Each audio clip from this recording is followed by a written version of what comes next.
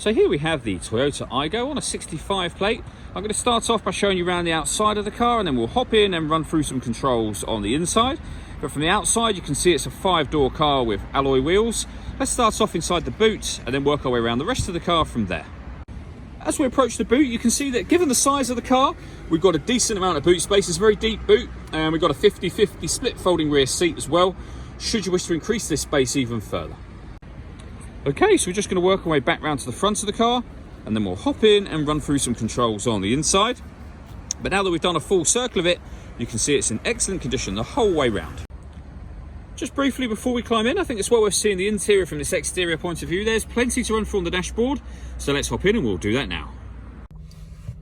Okay, now that we're inside the car, we're going to start with the dials. On the left-hand side, just here, we have the rev counter. We then have the speedometer in the middle, and in the middle of that, you can see the total miles of this car, which are 29,216, below which we have the fuel gauge. If we back out to the steering wheel, on the left-hand side, we have stereo controls, and on the right-hand side, phone controls. We have cruise control underneath that. Over in the center, we have the touchscreen for the car. So when it comes to the radio, you can see we have DAB digital radio. It's being highlighted just there.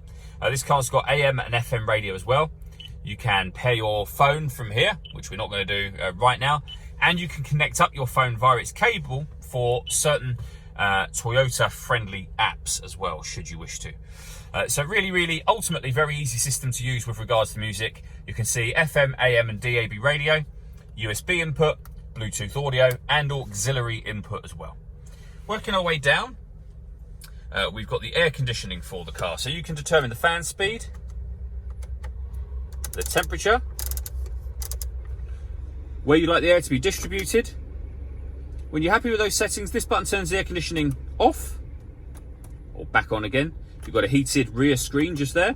This slider will determine whether you are recirculating the air that's in the car or bringing in fresh air from outside of the car. If you're recirculating the air that's in the car, that's a great way of heating up or cooling it down quickly depending on the temperature that you set up here. But most of the time, otherwise, you'd be over this side. Under that, we have a 12-volt charging socket, USB input and auxiliary input, and then a 5-speed manual gearbox.